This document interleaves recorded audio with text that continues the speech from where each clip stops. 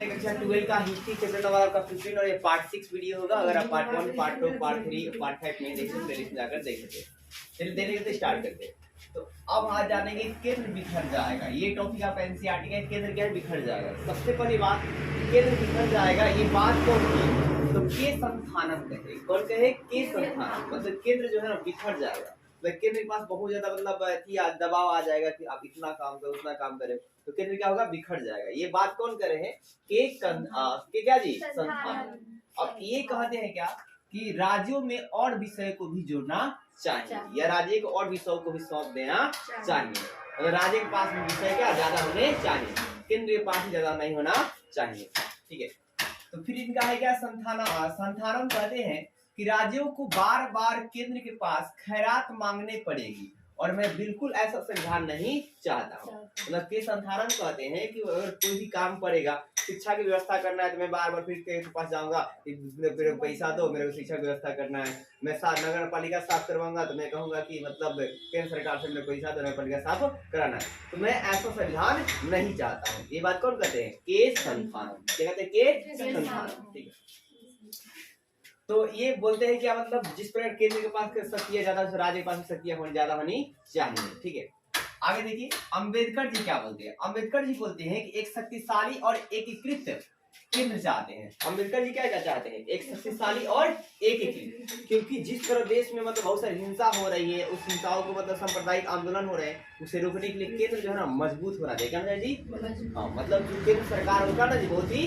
मजबूत होना चाहिए। यानी अम्बेडकर जी है वो केंद्र सरकार होगा जी एक शक्तिशाली और एकीकृत केंद्र देखना चाहते हैं।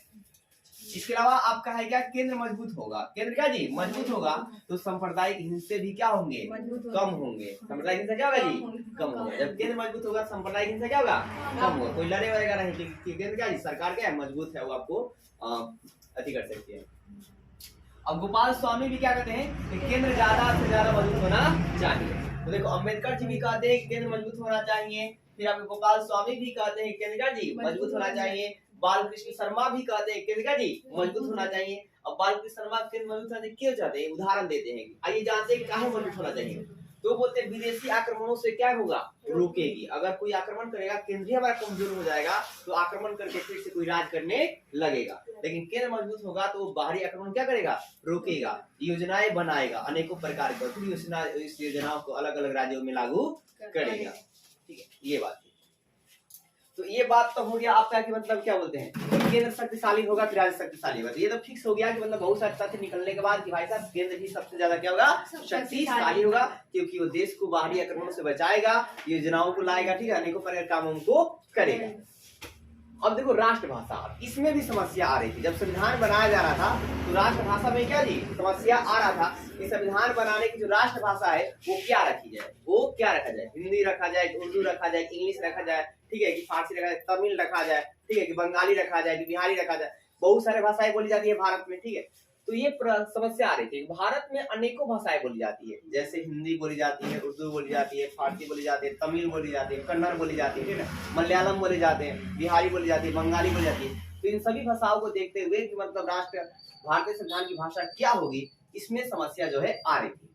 तो इसी चीज के लिए आपका है क्या कि गांधी जी ने कहा क्या कि हमें एक ऐसी भाषा होनी चाहिए, भारतीय संविधान की एक ऐसी भाषा होना चाहिए जो आसानी से समझी जा सके। गांधी जी ने कहा कि ऐसा भारतीय संविधान का भाषा होना चाहिए जिसे क्या हर कोई आसानी से समझ ले, मतलब उसमें दिक्कत ना हो। गांधी जी बोले कि हिंदुस्तानी को राष्ट्रभाषा बना देना चाहिए। हिंदुस्तानी को क्या करना जी? राष्ट्रभाषा बना देना चाहिए, गांधी जी चाहते थे। अब हिंदुस्तानी जो भाषा था सिर्फ हिंदी नहीं था, बल्कि हिंदू और उर्दू दोनों से मिलकर ही बना। हिंदुस्तानी क्या जी? हिंदू और क्या जी? उर्दू और हिंदी दोनों से मिलकर जी बना। अब देखो लेकिन क्या हुआ आगे चलकर, सुना ध्यान से, कि सांप्रदायिक टकराव के कारण, संप्रदाय क्या जी? टकराव। आपको बताया मैंने संप्रदाय क्या होता है कि जब किसी जाति या धर्म या मतलब किसी भी चीज के नाम पर लोग आपस में लड़वाते हैं, उसे सांप्रदायिकता कहा जाता है। तो वही सांप्रदायिक टकराव के कारण हिंदू और उर्दू, हिंदू और हिंदी और क्या जी? उर्दू, ये दूर हो गए, एक दूसरे का जी दूर हो गए, और इस तरह हिंदुस्तानी भाषा में जो है ना बिखराव आ गया। नतीजा ये निकला कि जो हिंदी और संस्कृत बोलते थे जो हिंदू और क्या जी संस्कृत बोलते थे वो हिंदू कहलाए। वो क्या कहलाए? हिंदू कहलाए। नतीजा क्या निकला कि जो हिंदी और संस्कृत बोलने वाले इंसान है वो क्या कहलाया? हिंदू कहलाया। क्या कहलाया? हिंदू। और जो उर्दू और अरबी बोलता था, जो उर्दू और अरबी बोलता था वो क्या कहलाया? मुस्लिम कहलाया। क्या कहला जी? मुस्लिम। तो ऐसे सांप्रदायिक टकराव के कारण क्या हुआ कि हिंदू और मुस्लिम में क्या इस तरह का बंटवारा हो जाता है। अभी फिर सोचने पड़ता है कि राष्ट्रभाषा किया जाए तो क्या किया जाए। तो फिर एक आते हैं आरबी घुलेकर। कौन जी? आरबी घुलेकर। ये भी अपना तथ्य देते हैं कि क्या होना चाहिए। तो इन्होंने कहा क्या कि संविधान सभा का निर्माण हिंदी भाषा में होना चाहिए। किस भाषा में है? संविधान सभा का निर्माण किस भाषा में? हिंदी भाषा। तो संविधान सभा के अब पूछ लिया जाए आरबी जो आपके घुलेकर थे संविधान सभा निर्माण किस भाषा में चाहते थे? हिंदी भाषा। और संविधान सभा जो हिंदी नहीं जानते हैं वो चले जाए। और संविधान सभा जो लोग लिखने वाले काम है, मान लो वो हिंदी भी जानते होंगे, नहीं भी जानते होंगे, इंग्लिश जानते होंगे, ठीक है ना, दूसरे भाषा जानते होंगे, तो जिनको हिंदी नहीं आता है वो संविधान सभा निकल कर क्या जी चले। और संविधान सभा की भाषा जो है सब। अब इसके बाद क्या हुआ आगे देखो, इतना बात हो गया भाषा पर ही अभी चर्चा हो रही है कि संविधान सभा भाषा क्या रहेगी, हिंदी रहेगा, हिंदुस्तानी रहेगा, अलग लोग अलग अलग मत कह रहे। अब आगे देखो संविधान सभा की भाषा समिति रिपोर्ट। अब एक रिपोर्ट आती है संविधान सभा की, रिपोर्ट पेश करता है कि ऐसा भाषा हम लेकर आएंगे। तो क्या लेकर आते हैं? तो देखो देवनागरी लिपि रहेगी। संविधान सभा की लिपि कौन सी होगी? देवनागरी। लिपि कौन सा होगा? देवनागरी। लेकिन राजकीय भाषा हिंदी। राजकीय भाषा क्या होगी जी?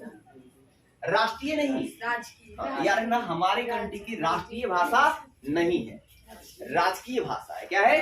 राजकीय भाषा है। राजकीय भाषा क्या है? हिंदी। और इस हिंदी को जरूरत के हिसाब से सारे लोग इसका इस्तेमाल करेंगे, ठीक है। तो आपसे पूछ लिया जाएगा भारत की राष्ट्रीय भाषा क्या है? भाई साहब राष्ट्रीय भाषा नहीं है।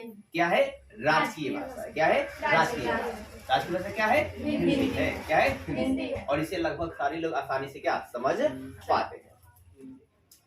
पहले अब है क्या, देखो मान लो कि ऐसा भी हो सकता है किन्हीं को हिंदी नहीं समझ में आए, तो कहा कि पहले 15 सालों तक सरकार जो है सरकारी कामों में अंग्रेजी का उपयोग जारी रहेगा।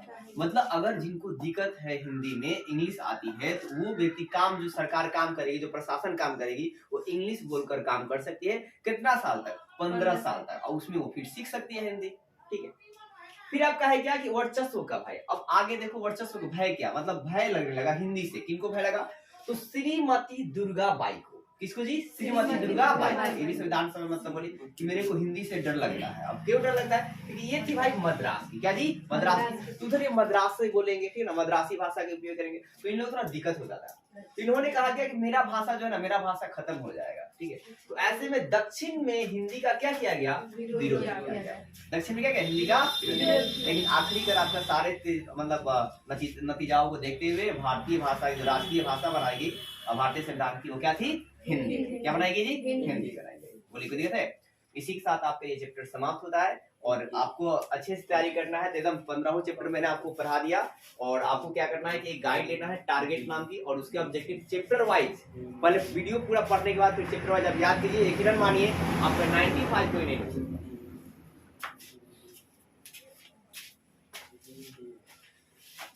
तो वीडियो ज्यादा शेयर करें। जय हिंद दोस्तों।